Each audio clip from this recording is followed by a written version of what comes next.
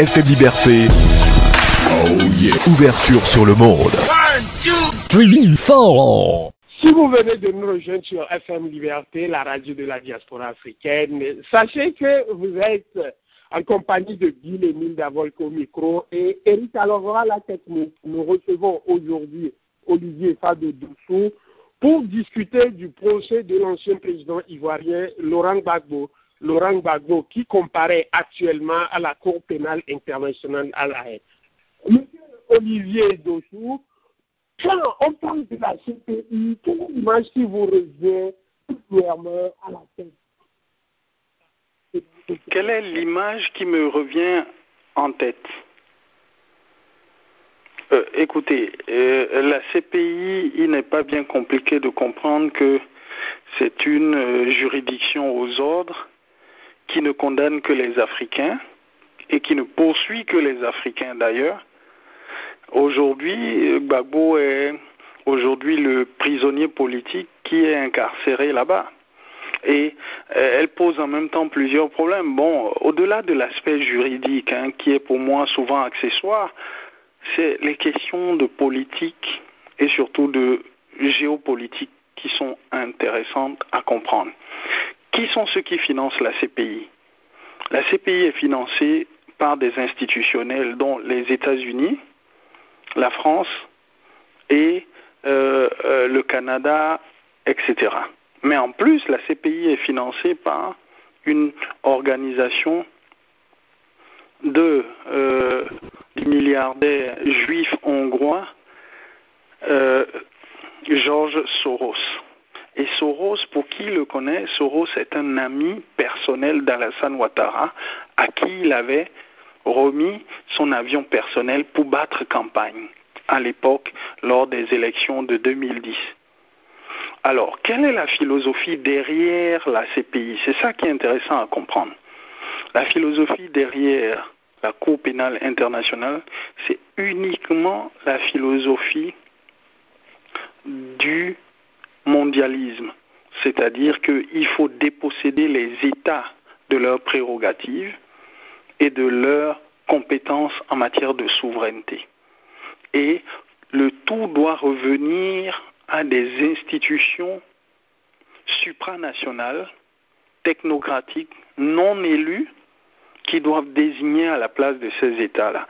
C'est ainsi que vous avez le FMI et la Banque mondiale aujourd'hui pour tout ce qui concerne les questions financières, économiques au niveau mondial, qui gouvernent quasiment le monde. Au niveau commercial, vous avez l'Organisation mondiale du commerce, l'OMC, avec à sa tête Pascal Lamy, dont la philosophie est de déposséder les États et d'ouvrir toutes les barrières commerciales et tarifaires. Et vous avez, pour les questions militaires, l'OTAN. Et ensuite, pour les questions de juridiction, pour juger les insoumis, les chefs d'État, ce sera la Cour pénale internationale. Ce n'est rien d'autre que ça. Tout le reste n'est que une vue imaginaire de l'esprit. Et le président Laurent Gbagbo, c'est véritablement aujourd'hui le cobaye de service. C'est l'agneau de sacrifice.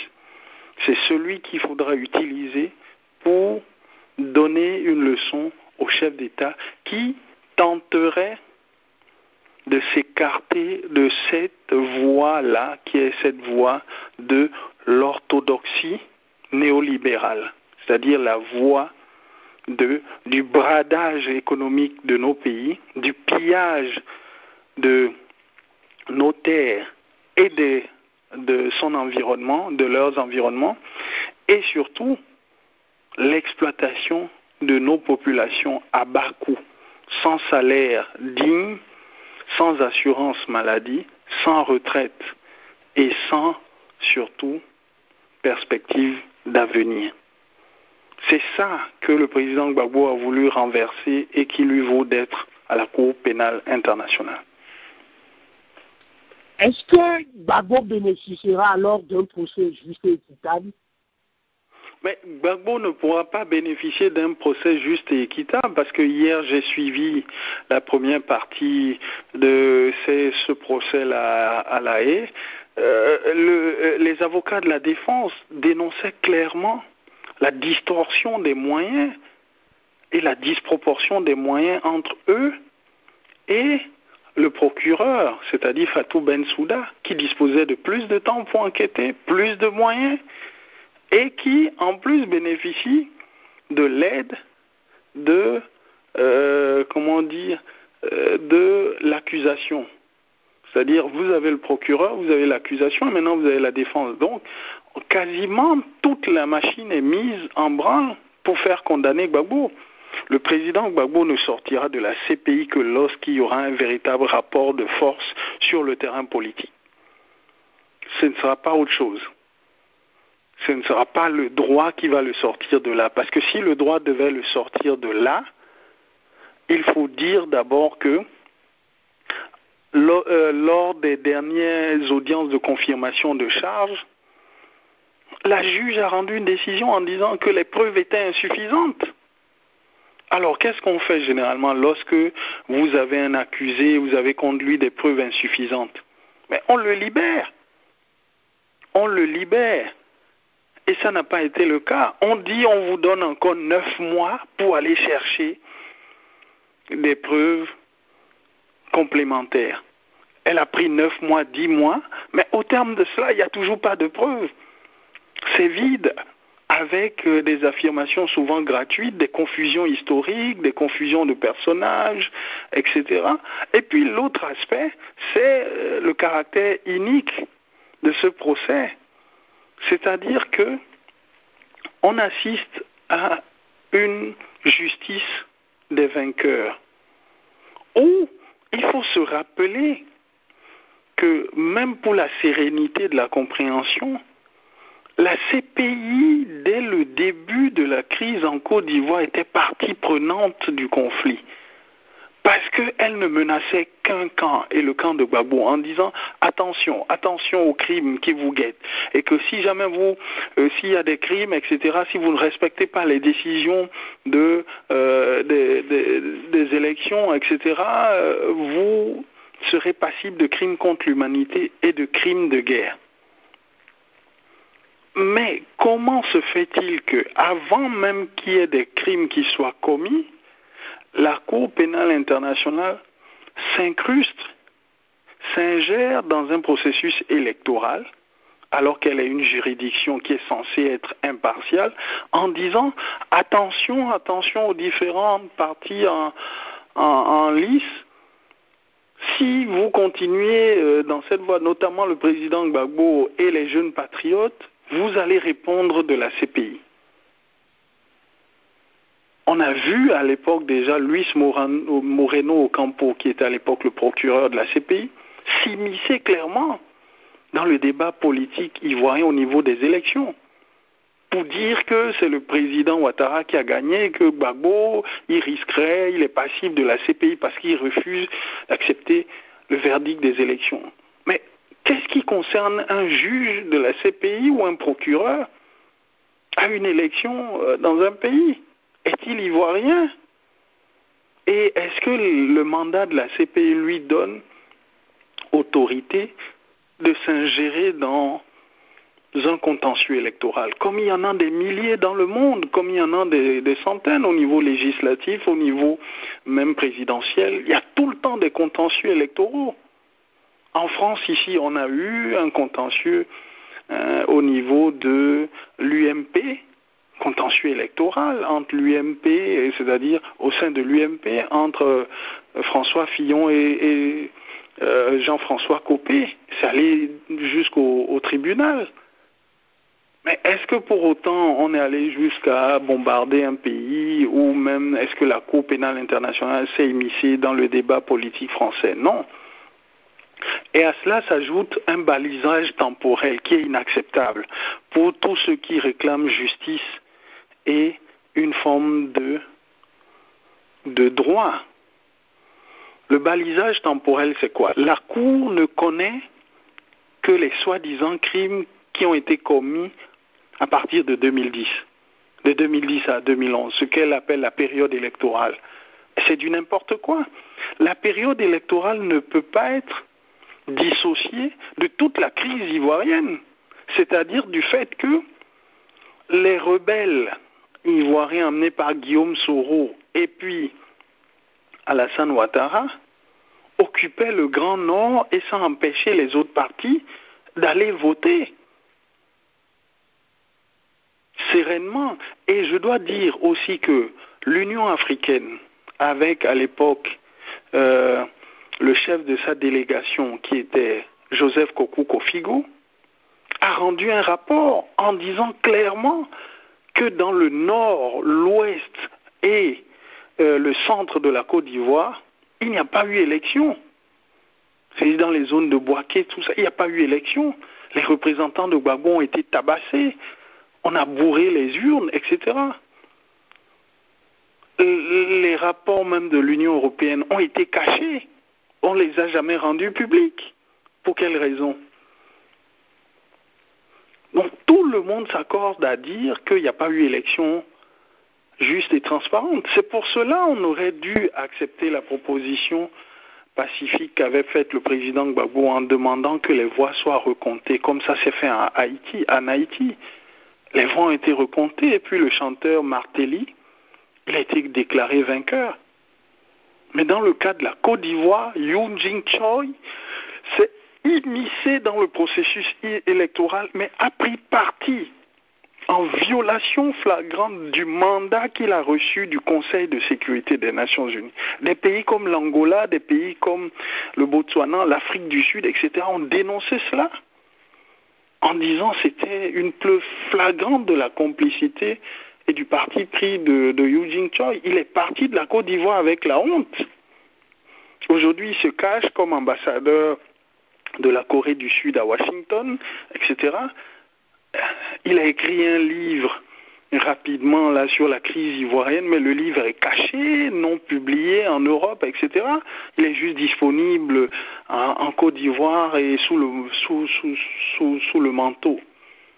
C'est pour dire même que, au niveau même de la narration, au niveau de la sérénité, les acteurs du drame et de la tragédie ivoirienne ont du mal même à relever la tête et à assumer pleinement ce qui s'est passé. Ils sont obligés de raser les murs et se cachent.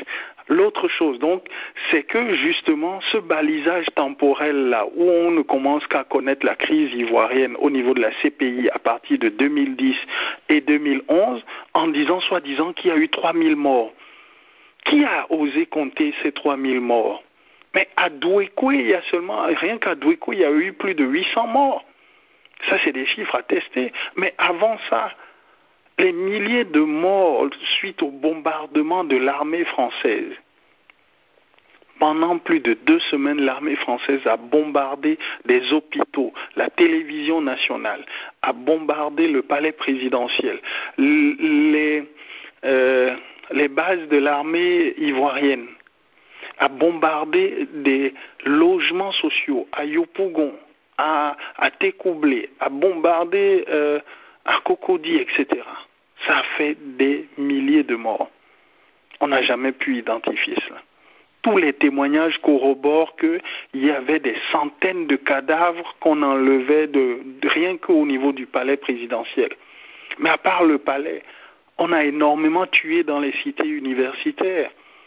On a tué au niveau de la télévision nationale. On a tué au niveau des supermarchés qui ont été bombardés. Alors que le mandat des Nations Unies leur demandait soi-disant de détruire les armes lourdes. On laisse les armes lourdes, on va bombarder des hôpitaux. Y a-t-il des armes lourdes dans les hôpitaux? On va bombarder des logements où vivaient les familles des militaires français, des militaires ivoiriens. À cela s'ajoute au fait aussi que les principaux rebelles entre 2002 et 2010 ont commis des crimes imprescriptibles, des viols, des assassinats, des crimes contre l'humanité. Et ces différents rebelles-là, amenés par Guillaume Soro, et les principaux parrains de la rébellion, c'est-à-dire Blaise Compaoré, qui est aujourd'hui en fuite et en exil en Côte d'Ivoire, Alassane Ouattara, mais surtout l'actuel président du Parlement burkinabé, Salif Diallo, qui était l'homme de liaison et l'homme de main des sales besognes de Blaise Compaoré en Côte d'Ivoire. Et aussi l'ancien premier ministre burkinabé qui s'est fortement enrichi dans la crise ivoirienne, c'est-à-dire Zida. Zida, le premier ministre, faisait partie des agents de liaison du RSP de Blaise Compaoré en Côte d'Ivoire. Il a dégagé énormément d'argent. À cela, vous ajoutez les diplomates français, les militaires français qui se sont énormément enrichis dans le pillage et le casse de la BCAO à Bouaké, où les somptueuses villas aujourd'hui qu'on a à Ouagadougou ont été bâties avec l'argent du crime. Donc, crime économique. Mais ça, personne n'en parle au niveau de la CPI. Personne n'en parle. Gbagbo contrôlait 40% du territoire. Les 60% du territoire étaient aux mains des rebelles qui ont mis en coupe réglée ce pays. Elle prélevait les impôts pour elle-même, elles exploitaient le diamant, l'or, etc., etc. Et prélevaient des taxes sur les voitures qui circulaient, tout ça. Guillaume Soro s'est bâti un trésor de guerre sur le plan financier. C'est ce qui lui a d'ailleurs permis de financer la déstabilisation du régime de Kafando Zida le 19 septembre passé, 2015, dont on connaît l'échec, et ensuite le mandat d'arrêt qui a été lancé contre lui. Donc en réalité, nous avions eu en Côte d'Ivoire une internationale du crime et de la prédation, crime économique, crime contre l'humanité, les crimes politiques contre l'État ivoirien, la dépossession des institutions ivoiriennes de leurs prérogatives, etc. Et surtout, last but not the least, le rôle des multinationales du café cacao amené par Armajaro. Armajaro avec, à l'époque, celui qu'on appelait chocolate finger, c'est-à-dire les doigts de chocolat, ont financé la guerre grâce à la spéculation du cacao. Elles ont stocké plus de 300 000 tonnes de cacao, poussé Gbagbo à bout en sachant que la guerre était inévitable. Chaque fois que le président Gbagbo lançait une offre de médiation, de négociation politique, elle ne voulait pas. Elle faisait tout pour refuser ça, pour qu'il y ait une guerre, pour que la France attaque. Et à partir du moment où la France attaquait et le président Gbagbo ripostait, les cours du cacao explosaient sur le marché international. Mais elles explosaient dans la mesure où eux, ils avaient déjà acheté l'essentiel des fèves en avance. Donc les autres acteurs du marché n'avaient plus rien. Et tous étaient obligés de venir s'approvisionner chez eux. Et Armajaro a vendu ces énormes stocks de cacao à des milliards de dollars. Entre 2002, où la crise commence, quelques mois à l'avance, elles ont acheté, avant septembre 2002, elles ont acheté énormément de stocks de cacao en prévision qu'on allait attaquer à partir du 19 septembre. Dès qu'on a attaqué, les prix ont flambé, elles ont revendu, elles se sont fait vraiment une masse d'argent. Ensuite, en 2010, la veille de l'attaque contre le président Gbagbo, elles ont accumulé énormément de stocks de cacao. Donc, en parfaite relation avec Sarkozy, qui est également un obligé du clan Ouattara qui le finance, ils se tiennent le tout par Martin Bouygues, etc. Ces fèves-là ont servi à l'armée française de déclencher la guerre. À partir du moment où elle déclenche la guerre, les prix explosent, on revend le surplus, on dégage des centaines de millions de dollars. Et il faut dire que lorsque Gbagbo a été capturé le 11 avril, il y a un stock de 400 000 tonnes de cacao qui a disparu du port autonome d'Abidjan. Jusqu'aujourd'hui, personne ne sait où il allait. Sans doute, il a été revendu par les nouveaux maîtres du pouvoir, c'est-à-dire Armajaro, qui est dirigé par le fils d'un premier lit de la femme de Ouattara, qui est M. Folourou. Folourou, c'est lui qui dirige Armajaro avec un ancien espion anglais qui s'appelle Chocolate Finger, ça c'est son nom dans le milieu du cacao, qui est Anthony Ward. Anthony Ward et Folourou, en lien avec Ouattara, ont floué les Ivoiriens, les ont pillés pour financer cette entreprise de déstabilisation criminelle. Donc, pour me résumer et finir, la crise en Côte d'Ivoire et notamment la véritable justice aurait été celle de tous les acteurs, de tous ceux qui ont participé à ce crime-là, à la fois au niveau économique, politique, militaire et à tous les niveaux. Aujourd'hui, le camp opposé, notamment le camp d'Alassane Ouattara, soutient que ceux qui défendent Gbagbo veulent qu'il échappe à la justice. Est-ce que vous êtes de cet avis que Gbagbo doit comparaître, doit être jugé pour les crimes qu'il a commis et que le défendre bec et ongle, c'est tenter de l'écarter de la justice?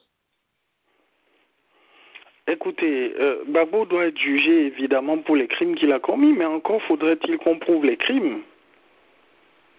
Mais dans la crise ivoirienne, tout le monde s'accorde. Il y a eu, je le rappelle, il y a eu près de 22 000 pages d'accusations contre lui. Oui, mais ces 2000 pages-là ne datent pas d'aujourd'hui. Ces 2000 pages-là, déjà, avant le procès qui aurait dû se tenir en novembre 2015, la CPI a bel et bien dit que les preuves étaient insuffisantes. Vous faites plus de 2000 pages d'accusations et finalement on vous dit qu'il n'y a rien dans le dossier, il est vide. On vous donne encore 9 mois d'aller rechercher des preuves. Où est-ce qu'on a vu ça? Où est-ce qu'on a vu dans un procès un accusé à qui l'accusation n'arrive pas à prouver son implication dans les crimes qui lui sont reprochés, et finalement la juge ou le juge ou le tribunal du moins donne des mois supplémentaires à l'accusation d'aller rechercher des preuves pour bâtir un dossier encore plus solide. Entre 2011 et 2013, 2014, 2015, ils n'ont pas pu trouver de preuves. Ce n'est pas en 9 mois qu'ils vont trouver, ceux qui n'ont pas pu trouver en 4 ans. Donc, tout le reste, ce n'est que de la mascarade et c'est une pantalonnade judiciaire. Moi, je ne participerai pas à cela. J'estime aujourd'hui que tous les Africains doivent boycotter la CPI, doivent refuser de cautionner. Ça tombe bien d'ailleurs. Cette affirmation revient toujours dans les discussions. On demande aux pays africains de se retirer de la CPI. Pourquoi? Est-ce à dire que l'Afrique sera isolée du jugement des lois internationales? Mais c'est pas qu'elle sera isolée. Ça, c'est un faux procès qui est fait à l'Afrique. Ça, c'est un faux procès qui est fait à l'Afrique. C'est tout simplement le principe de l'égalité des chances et des situations. Vous avez aujourd'hui uniquement des dirigeants africains qui sont poursuivis et détenus à la CPI. Est-ce à dire que l'Afrique n'est que le seul continent où se passent des crimes? Il n'y a pas de crimes en Irak, il n'y a pas de crimes en Syrie, il n'y a pas de crimes ailleurs dans le monde, en Asie, etc. Et en Europe, en Amérique latine. Donc la question là se pose. Mais maintenant, de l'autre niveau d'analyse, c'est à la fois la composition de cette juridiction dans laquelle les Africains ne se reconnaissent pas. Un juge allemand, une juge argentine, etc., un juge, je ne sais pas, espagnol, ou, etc., uniquement des Européens.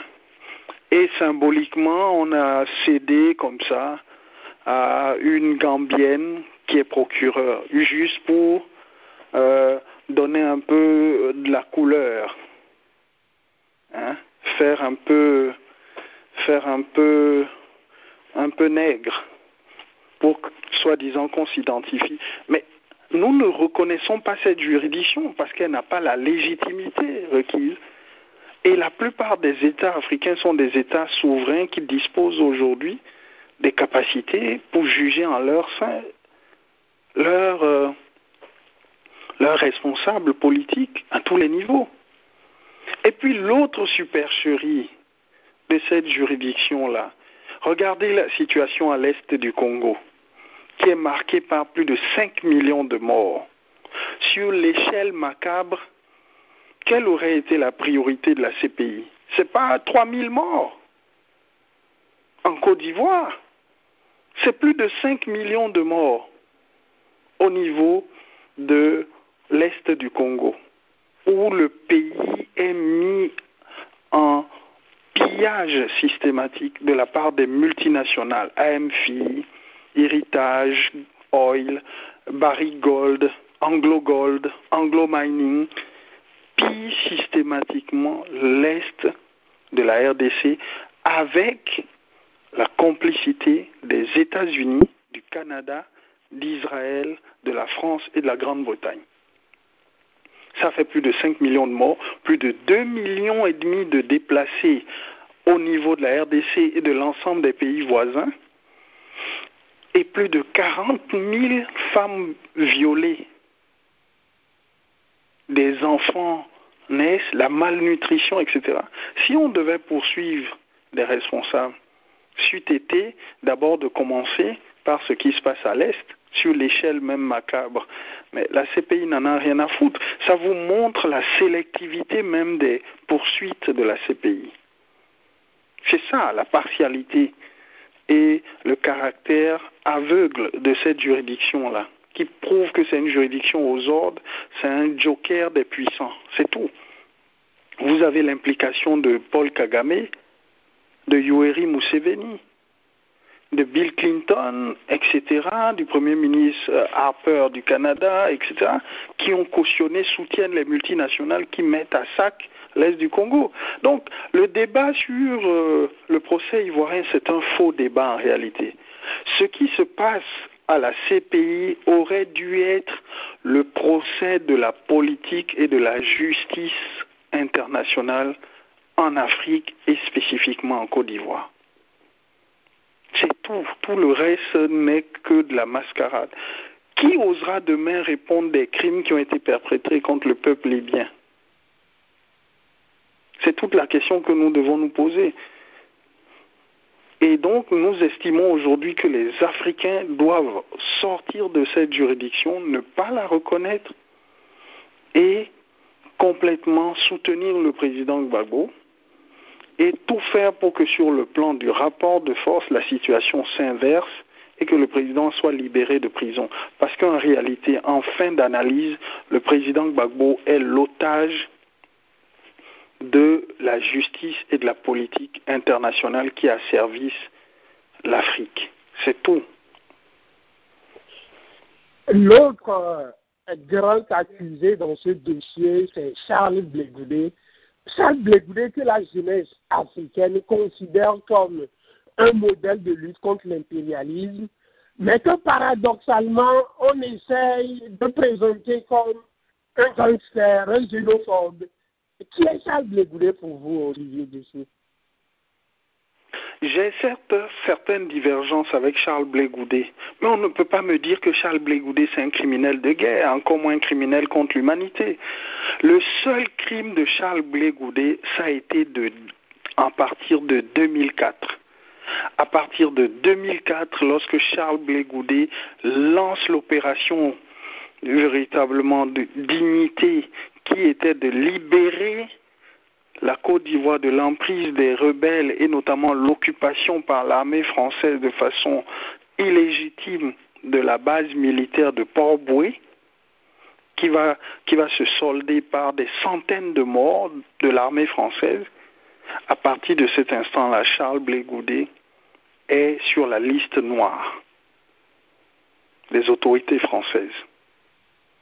Ce qui fait que les Nations Unies, grâce à l'implication de l'ambassadeur de France aux Nations Unies, vont le mettre sur la liste noire des personnes qui sont sanctionnées, dont les avoirs sont bloqués et qui ne peuvent pas sortir de Côte d'Ivoire. Les Guillaume Soro, tous les criminels de guerre, Ouattara et tout ça, eux, ils peuvent sortir, leur nom ne figure pas sur la liste des sanctions de l'ONU. On assiste à une véritable tromperie, un mensonge international. Donc, c'est uniquement ce crime-là qui lui est reproché.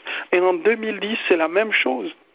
Cette résistance-là contre l'oppression par tous les moyens, alors que, c'est là le paradoxe de ce qui se passe à la CPI, alors que les dispositions internationales au niveau des Nations Unies, de la Déclaration universelle des droits de l'homme et du citoyen, reconnaissent le droit de chaque peuple à l'autodétermination et à l'insurrection contre la domination.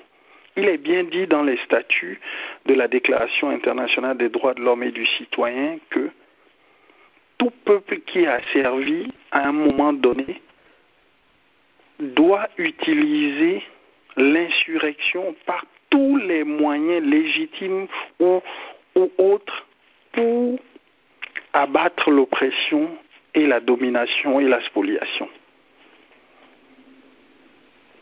C'est uniquement dans ce cadre-là qu'on peut inscrire l'action de Charles Blé Goudet, pas un autre cadre. Blé Goudet, aujourd'hui, il est le symbole de cette jeunesse-là qui refuse cette mainmise, cette tutelle de la France en Côte d'Ivoire. Face à la montée des pays comme la Chine, des pays asiatiques, qui, sur le plan africain, se matérialisent par une diversification de nos partenariats économiques et stratégiques, la France est à la traîne. La France est à la traîne. Et pour elle, il importe de sauvegarder et de maintenir dans le statu quo son précaré. Il faut se rappeler qu'en Côte d'Ivoire, les multinationales françaises, depuis Houphouët-Boigny, avaient un marché captif. Elles ne participaient jamais aux appels d'offres qu'on leur donnait tous les marchés, de facto. Quand Gbagbo vient, il introduit les appels d'offres. Vous tous, vous devez être candidats. Vous tous, vous devez compétir. Et l'État ivoirien doit choisir le meilleur pour ses intérêts. Et ça, c'est inacceptable pour la France. Et donc, dans cette perspective-là, qui voit la montée véritablement des pays émergents avec une offre alternative de partenariat, la France se sent menacée, d'où le fameux rapport Zinsou. Donc, de Charles Blé Goudet, de Laurent Gbagbo à Zinsou, il n'y a qu'un pas. Et c'est le même pas. C'est-à-dire que nous avons la continuation de la politique de la spoliation et du pillage de l'Afrique par un autre visage, qui est juste un visage, soi-disant, de la candeur, un visage d'un technocrate, d'un financier. Mais Zinsou n'est que le Ouattara béninois. C'est tout. C'est-à-dire des personnes qui sont favorables au pillage de nos pays. Il le dit clairement dans le rapport Védrine, qui, en réalité, on a gommé l'autre nom. C'est le rapport Védrine-Zinsou. C'est connu de tous. Il préside une fondation qui s'appelle Africa France. Africa France, ça veut dire quoi tout ça? Et il dit dans une vidéo là que l'Afrique appartient à l'Europe, mais l'Europe l'ignore. Comment on peut parler des gens comme ça? Donc voilà toute la question qui se pose. C'est que en réalité le débat sur Charles Blé Goudet, autant que sur celui de Gbagbo, c'est uniquement un faux débat dans lequel on nous enferme.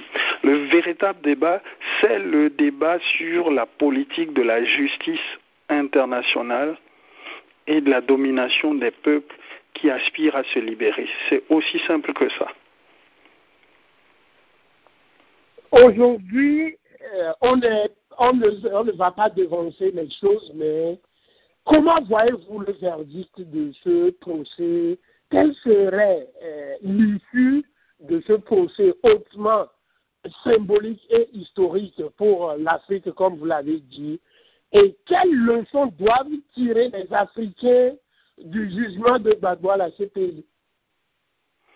Les Africains ne doivent se faire aucune illusion des décisions qui seront annoncées. Ces décisions visent à écarter au maximum ces deux empêcheurs de tourner en rond que sont Laurent Gbagbo et Charles Blé Goudé, les maintenir à l'écart du jeu politique ivoirien, peut-être permettre à Ouattara qu'il pille bien le pays en complicité avec les multinationales françaises et l'élite politique de l'UMPS, c'est-à-dire l'UMP et du Parti Socialiste, aujourd'hui l'UMP étant devenu les Républicains en France. Il n'y a rien à espérer de ce verdict-là. Si en 4 ans on n'a rien trouvé, c'est pas maintenant qu'on va essayer de trouver quelque chose. Le président Gbagbo et Charles Blé Goudé doivent être purement et simplement libérés et rendus à leurs parents et à l'Afrique. Et les Africains doivent se dire que seul le rapport de force triomphera de la vérité et de l'imposture. Triomphera plutôt du mensonge et de l'imposture. Et que ce qui se passe à La Haye n'est que la réécriture de façon mensongère de l'histoire ivoirienne, qui est une histoire sur plusieurs décennies de pillage, de crimes économiques, de crimes politiques, de crimes civils, de crimes militaires de la France et ses obligés, et de façon plus large en Afrique. Donc, ce qui s'opère en Côte d'Ivoire et qui s'est soldé par l'arrestation et la déportation du président Gbagbo le 11 avril 2011, c'est en réalité ce que nous qualifions de réajustement de politique coloniale. Le président Gbagbo avait commencé à sortir la Côte d'Ivoire de la nasse de prédation française. La guerre qui lui a été menée a permis à la France, aux États-Unis, etc., de remettre la Côte d'Ivoire dans le statu quo de la prédation et du pillage systématique.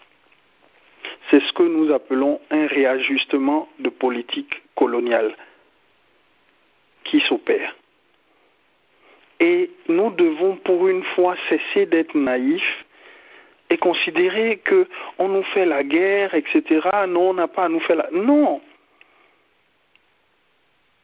Clausewitz l'a dit.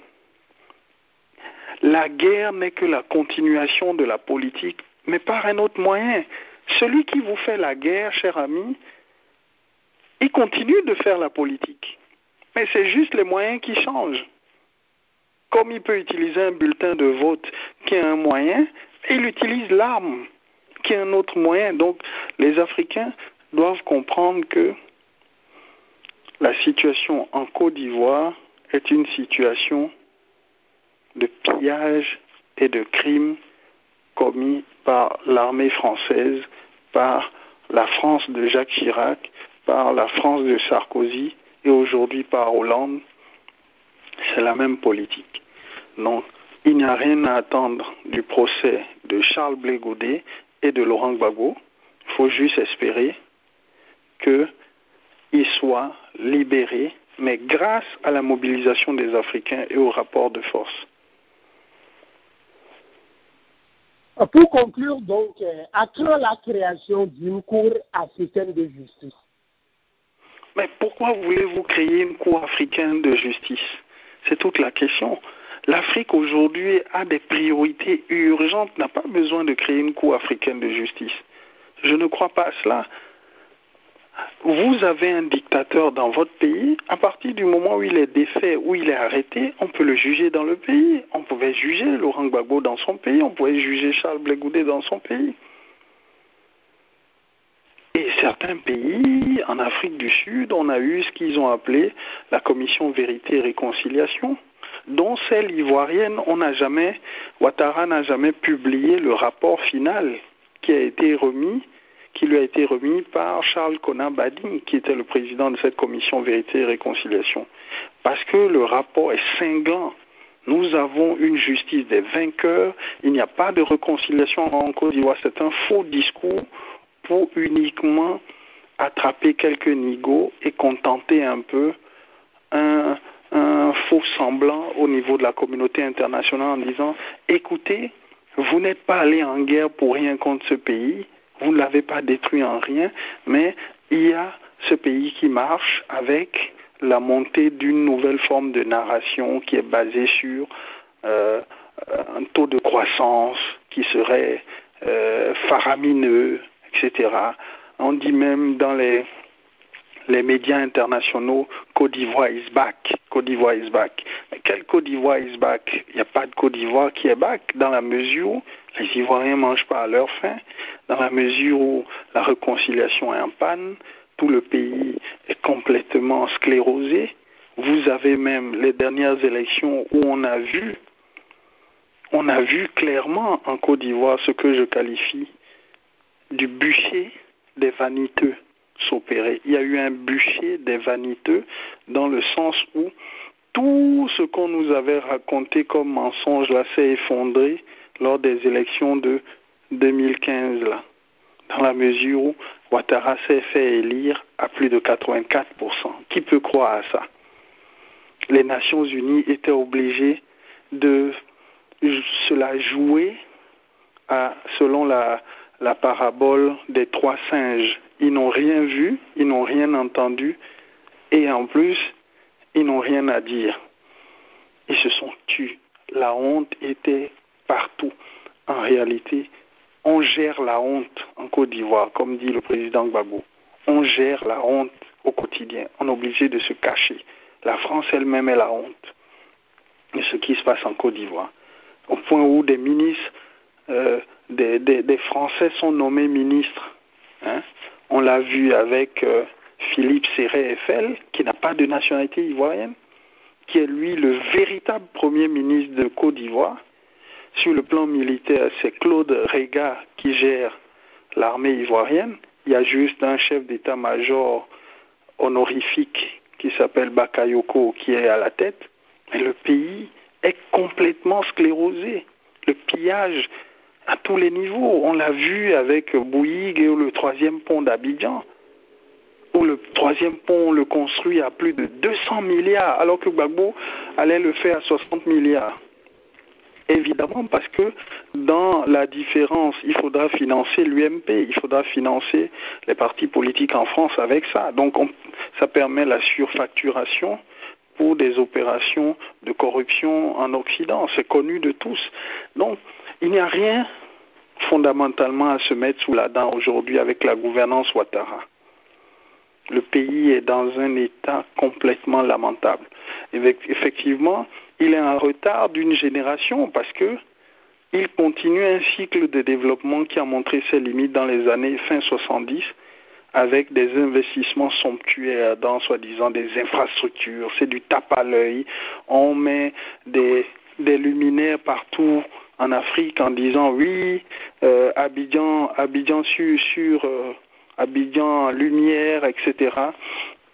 On annonce comme ça des grands travaux, mais le pays s'endette, le pays s'appauvrit, et Ouattara, il gère la honte et le feu couvre. Voilà aujourd'hui la situation réelle de la Côte d'Ivoire. Tout le reste n'est que la mascarade, puisque les derniers chiffres du FMI, de la Banque mondiale, sont clairs. La Côte d'Ivoire continue de reculer, les perspectives économiques sont vraiment sombres. Elles sont sombres. Et l'une des raisons pour lesquelles on a fait aussi la guerre à Gbagbo, ça a été que Gbagbo avait permis à la Côte d'Ivoire, grâce aux réformes économiques qu'il avait menées, d'atteindre le point d'achèvement des pays pauvres très endettés. Et à ce titre-là, à partir de 2011, 500 milliards de francs CFA devaient venir dans les caisses de l'État ivoirien. Et ça, c'était inadmissible qu'il reste au pouvoir pour gérer cela. Il fallait le faire partie. À quoi s'ajoutaient les nombreux placements financiers que Houphouët-Boigny avait fait au niveau du Vatican, de la Banque du Vatican, qui devaient revenir dans le giron de l'État ivoirien, qui s'élève à plusieurs milliers de milliards de francs CFA. Il fallait coûte que coûte financer une entreprise criminelle et militaire pour le chasser du pouvoir et mettre la main sur ce magot-là. Ça, c'est des vérités que beaucoup de gens ne savent malheureusement pas sur le drame ivoirien, qui est en réalité le drame de la finance et de l'impérialisme international.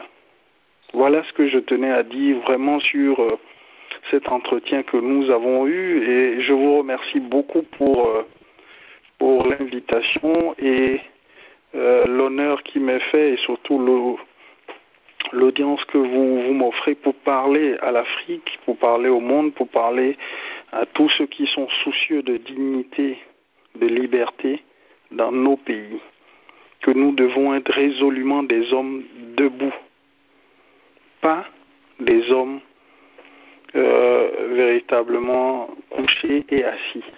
Et pour paraphraser Aimé Césaire, nous refusons d'être les assassins des aubes. Au contraire, nous devons semer partout l'espoir, la dignité et une certaine rigueur dans cette Afrique qui doit se relever, qui doit gagner sur la scène internationale. Monsieur Olivier Fade-Dossou, je rappelle que vous êtes journaliste indépendant et consultant politique. Merci d'être en direct sur FM Liberté, la radio de la diaspora. Merci à vous de l'invitation. Merci également à Eric Alovor qui a assuré la technique. Je suis Bill Émile Davol au micro. Je vous retrouve très prochainement, dimanche plus précisément, pour l'émission Visage d'Afrique. Bonsoir chez vous. L'ambiance comme il en existe nulle part ailleurs, c'est sur la radio de la diaspora, FM Liberté.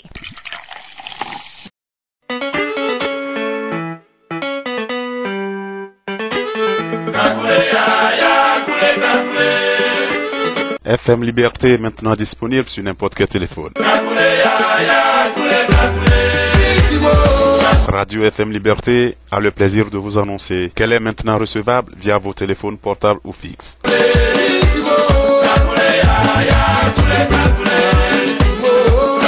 En appelant le 312 348 51 59. À partir de vos téléphones portables ou fixes, vous pouvez alors nous écouter en direct et sur vos émissions favorites sur la radio de la diaspora africaine.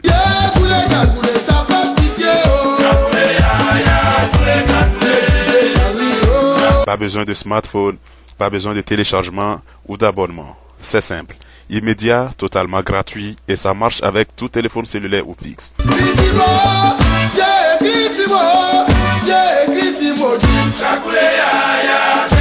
Un seul numéro, composez le 312 348 51 59 312 348 5159.